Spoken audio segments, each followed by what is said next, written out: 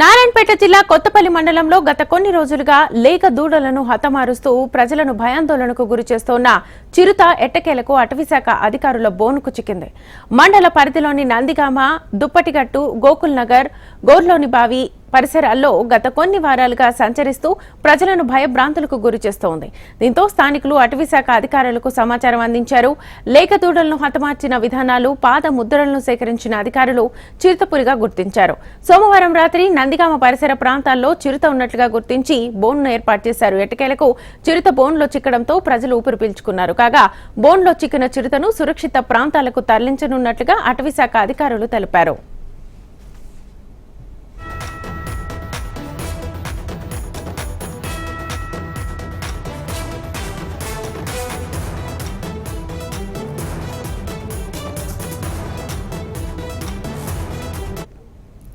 నారాయణపేట జిల్లా కొత్తపల్లి మండలంలో గత కొన్ని రోజులుగా లేక దూడలను హతమారుస్తూ ప్రజలను భయాందోళనకు గురిచేస్తున్న చిరుత ఎట్టకేలకు అటవీశాఖ అధికారుల బోనుకు చిక్కింది.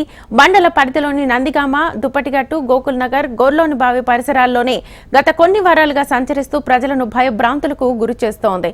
దీంతో స్థానికులు అటవీశాఖ అధికారులకు సమాచారం అందించారు. లేక దూడలను హతమార్చిన విధానాలు, పాద ముద్రలను సేకరించిన అధికారులు చిరుతపులిగా గుర్తించారు.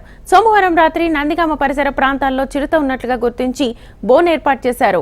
ఎట్టకేలకు చిరుత బోన్లో చిక్కడంతో ప్రజలు ఊపిరి పీల్చుకున్నారు. కాగా బోన్లో చిక్కిన చిరుతను సురక్షిత ప్రాంతాలకు తరలించనున్నట్లుగా అటవీశాఖ అధికారులు తెలిపారు.